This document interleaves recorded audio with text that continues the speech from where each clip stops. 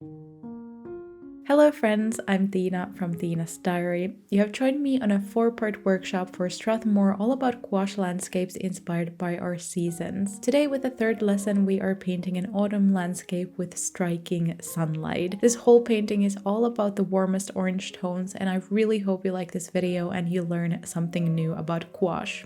Like in all of our 4 classes, we will be using the Strathmore 500 series ready cut hot press watercolor paper. The size of the paper is 5 by 7 inches, but feel free to make this painting in any scale you want. I'm using the Princeton Velvetouch brushes. With brushes you can use whatever you feel comfortable with, but here are the brushes I used for this painting. I'm using gouache tubes from Maimeri and the exact shades I used are black, titanium white, lemon yellow, yellow ochre, orange, scarlet, and burnt sienna. As always, I started by taping the edges of my painting with washi tape and then did a sketch. Like I said in my first class, if you struggle with masking tape ripping the paper, maybe try first of all using washi tape since it already often has a bit of a weaker adhesion, but also try taping it to the table first to make it less sticky. This way you will most likely not damage the paper. I like starting my paintings with a sketch, and this time I first sketched the horizon line as always and marked where I will paint the tree trunks so I can leave those areas without color when I start painting the background. This is also a good time to think about where the light in your painting is coming from, so you can also map out the shadows the trees will be casting to the ground. I actually had a different plan in the beginning about the direction of the light, but to keep things a bit simpler, I decided to add the sunlight in the middle of the painting and drew the shadows accordingly.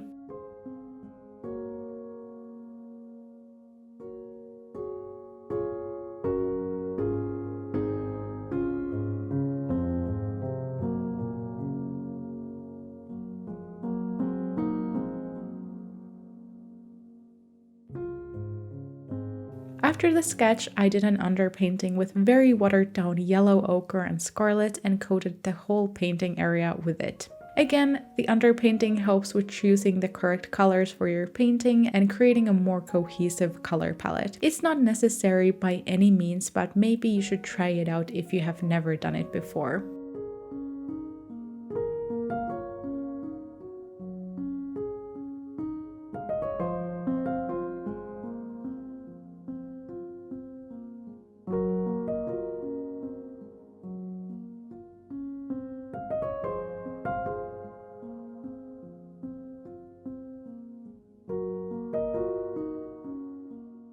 Starting with a 1/4 inch stroke brush, I painted the sky or background behind the trees first, making the gradient from white going to this very warm orangey yellow on the sides, always adding more yellow and slightly darkening the color the farther away we go from this white paint. This will make the lighting look very dramatic and it will bring the effect of the striking sunlight into your painting.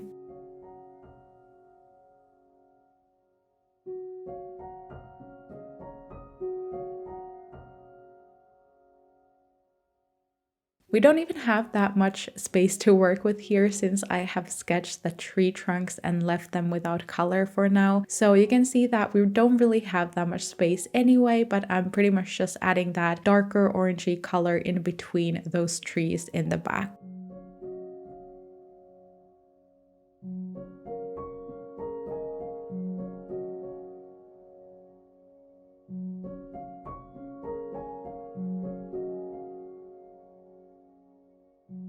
I'm adding some faint, darker orange details, tree trunks and textures in the back to make it more realistic and more alive with color that's slightly darker than the background, so it pops nicely. I know it might feel intimidating to work on these details now since this is only the first part of the painting we're working on, but in the end we are just creating some minimal texture in the back. When this painting is finished, your eyes will be drawn to the dramatic sunlight and the thick tree trunk, so even if you feel like this part looks a bit messy, it's absolutely okay. You most likely won't even notice it in the end.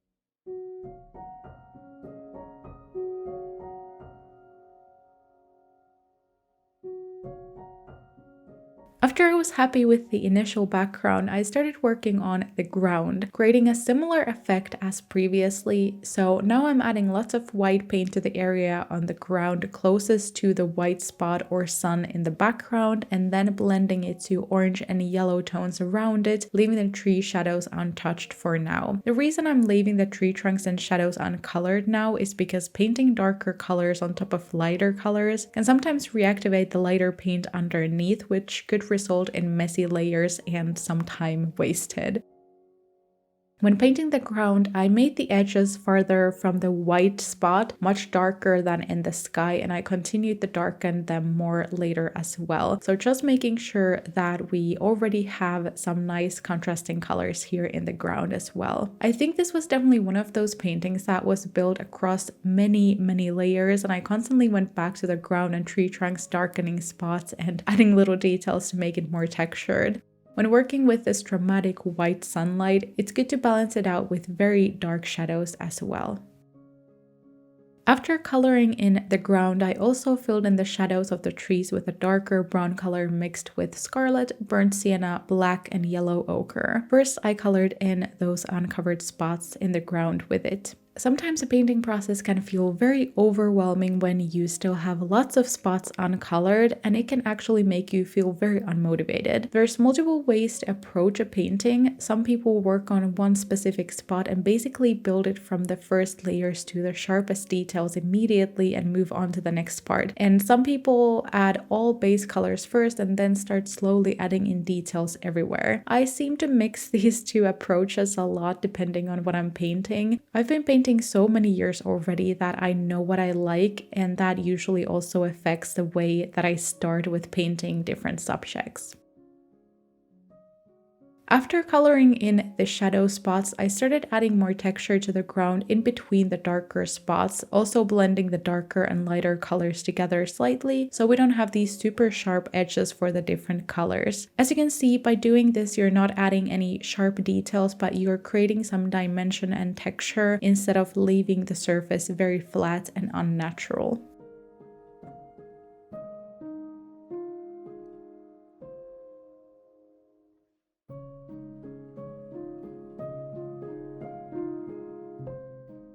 I mixed together scarlet, burnt sienna, yellow ochre, and a lot of black to create this very rich dark brown to start coloring in the tree trunks itself. With this very dark brown, I painted the side of the tree trunks that was farther from the sun in the middle. So for example, the thick tree trunk in the middle right side has a darker spot on the right side since the sun is hitting the tree from the left. I'm doing the same for all tree trunks on the right side and doing the opposite on the left, where we obviously have the sun on the other side. Creating a dramatic shadow and contrasting warm light tone to the other side really are essential details for creating this striking sunlight effect in a painting, and it's also really fun seeing this painting come to life.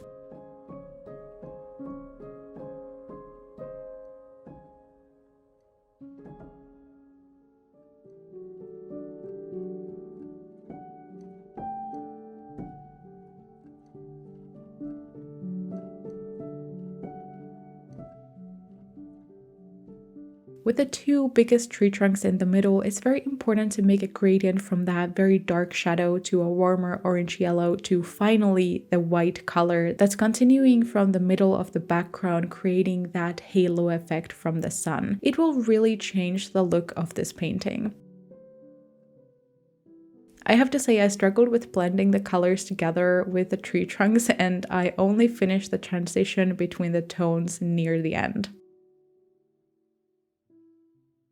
For the warm highlight color in the trunks, I mixed some white, the two yellows, and scarlet. For the smaller tree trunks, I basically just added that light color in a line, but for the biggest tree trunks, I blended the colors together in a shape of a circle, again to continue that sunlight in the middle of the sky to the trees. When we got closer to the sunlight, I mixed in even more scarlet and yellow to make the color very warm. Even closer to the sun, I added the two yellows and white, and to the spot right next to the sunlight, I added only white, blending the colors together with my size 6 round brush to create this halo effect, with the colors going from white to dark orange or brown as seamlessly as possible.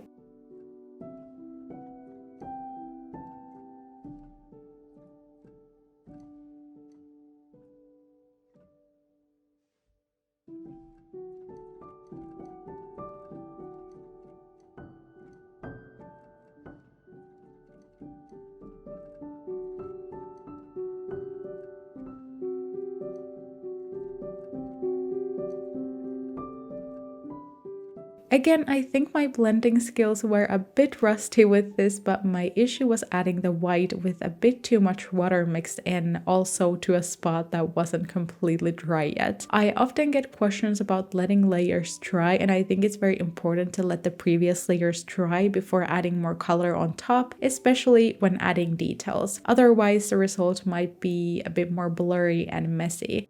But that being said, I clearly don't always, follow that rule anyway. And especially when you get really comfortable with yourself with the painting process, you might start taking a bit more shortcuts, which isn't always a good thing. But luckily, gouache is a very forgiving medium. So even if you mess up a bit, there is always a way back.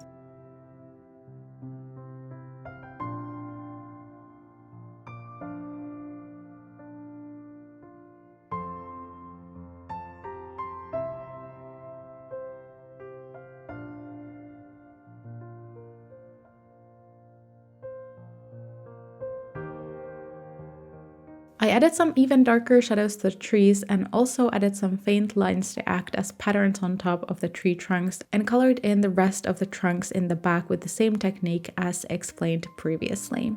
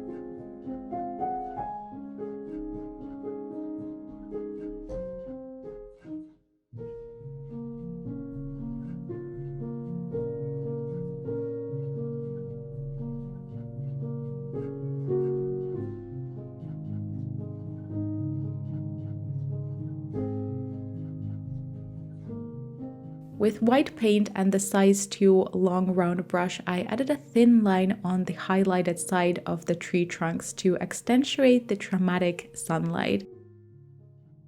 With that white paint, I also again added a bit more prominent highlight around the sunlight on the tree trunks. Again, I was going back to this specific spot again and again, trying to make it work, and I'm really happy that finally I did.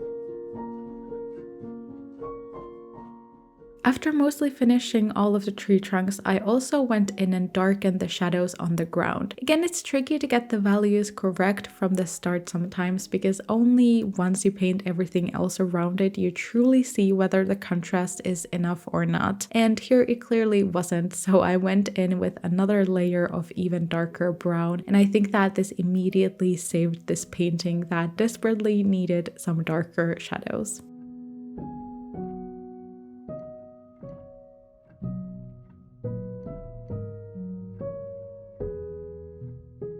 Now that I was happy with the shadows, we are finally adding in the last details. For the ground, I added few sharper dotted details and lines with my smaller brush. I basically took different mixes from my palette just to create textures and details with different lighter and darker brown and orange tones. I mostly added those darker details to the bottom parts of the ground, still leaving the lightest area very white, just adding a few lighter dots and details. I often like using colors that are already on my palette that I've previously used for the painting process. Oftentimes it's a little bit simpler using these colors instead of mixing new ones because they already fit with your existing color palette and you just don't have to waste all that paint making new clean mixes. I feel like people always think that you have to have all of the colors perfectly mixed in order to start painting, but I often just go back to already dried colors and mix some more fresh colors on top, sure, but you know, color mixing can be a very freeing process and I personally enjoy doing it in my own a little bit messy way. So don't be scared if your own color mixing process is also a bit on the messy side. To add a few extra light highlights to the painting, I also added a few white spots to the ground in front of the sunlight and also some floating sparkles on top of the dark tree trunks, blending them to the surroundings a bit with a damp brush to create this glowing look.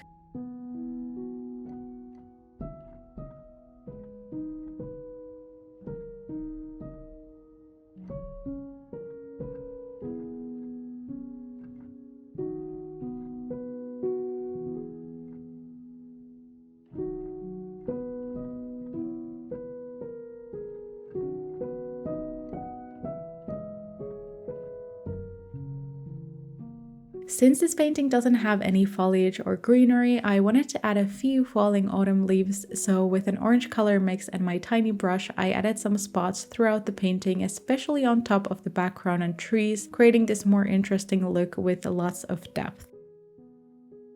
This step definitely makes this painting more dimensional and just ties everything together now that we have this another layer even closer to us, breaking that super strong white light.